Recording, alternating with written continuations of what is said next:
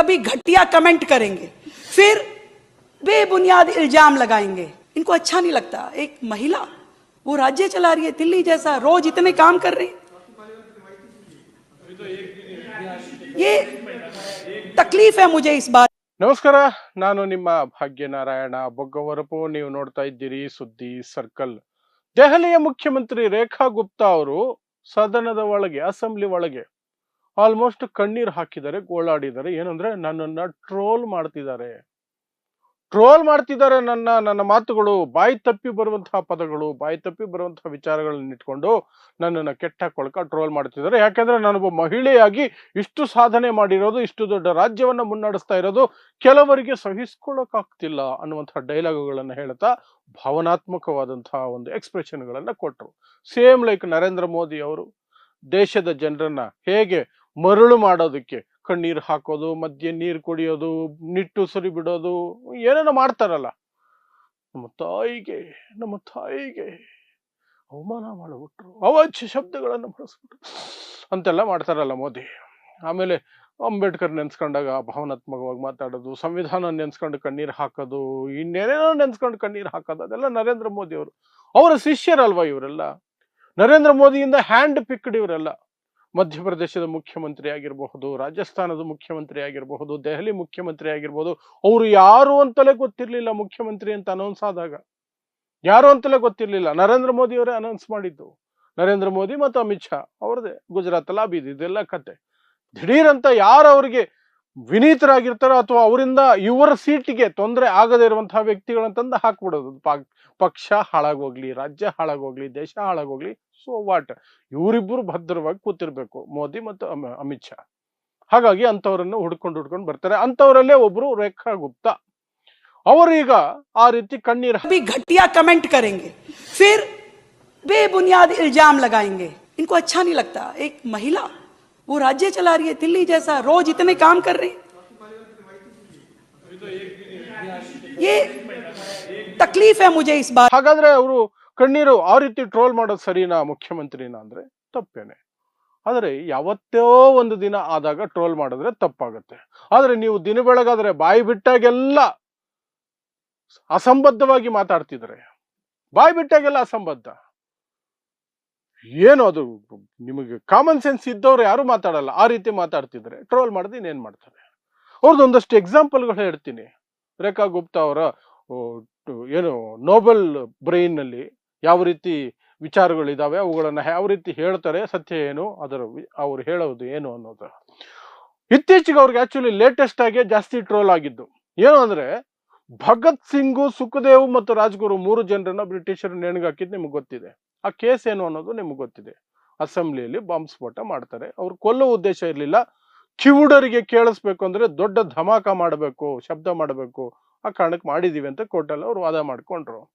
ಆ ವಿಚಾರವನ್ನು ಪ್ರಸ್ತಾಪ ಮಾತಾಡ್ತಾ ಪ್ರೆಸ್ ಕಾನ್ಫರೆನ್ಸ್ ಅಲ್ಲಿ ನಮ್ಮ ದೆಹಲಿಯ ಮುಖ್ಯಮಂತ್ರಿ ರೇಖಾ ಗುಪ್ತಾ ಅವರು ಏನ್ ಹೇಳಿದ್ರು ಗೊತ್ತಾ?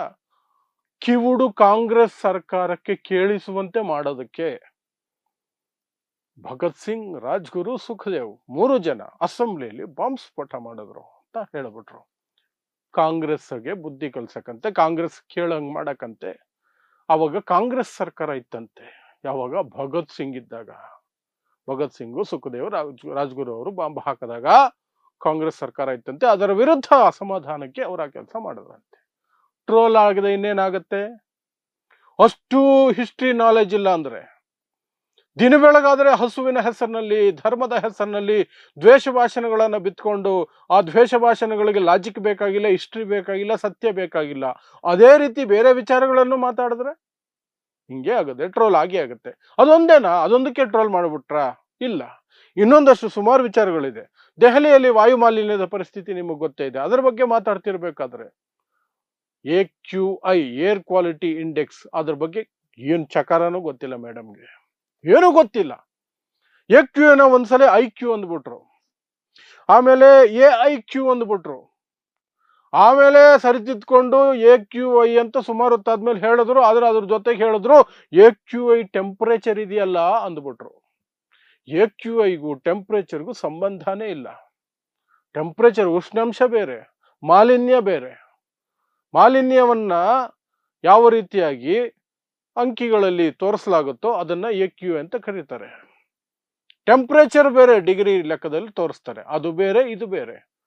ಆದ್ರೆ ಎರಡೂ ಒಂದೇ ಅನ್ಕೊಂಡು ಬದುಕ್ತಿದ್ದಾರೆ ಮೇಡಮ್.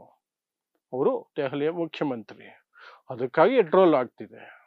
ಇನ್ನೊಂದಾಯ್ತಾ, ಅದ್ರ ಜೊತೆಗೆ ಇನ್ನೊಂದು ಇತಿಹಾಸಕ್ಕೆ ಸಂಬಂಧಪಟ್ಟಂತಹದ್ದು. ಸುಭಾಷ್ ಚಂದ್ರ ಬೋಸ್ ಹೆಸರು ಸಣ್ಣ ಸ್ಕೂಲ್ ಮಕ್ಕಳನ್ನು ಕೇಳಿದ್ರು ಸಹ ಹೇಳ್ತಾರೆ, ಮಕ್ಕಳನ್ನು ಕೇಳಿದ್ರು ಹೇಳ್ತಾರೆ. ಯಾಕಂದ್ರೆ ನಾವು ಓದಿರ್ತೀವ್ರಿ ನಾವು ಸ್ಕೂಲ್ಗೆ ಹೋಗಿ. ಆದ್ರೆ ಈ ಮೇಡಮ್ಗೆ ಸುಭಾಷ್ ಚಂದ್ರ ಬೋಸ್ ಹೆಸರು ಗೊತ್ತಿಲ್ಲ. ಸುಭಾಷ್ ಚಂದ್ರ ಪ್ಯಾಲೇಸ್ ಅಂತೆ. ಸುಭಾಷ್ ಚಂದ್ರ ಪ್ಯಾಲೇಸ್, ಬೋಸ್ ಅಲ್ಲ, ಪ್ಯಾಲೇಸ್.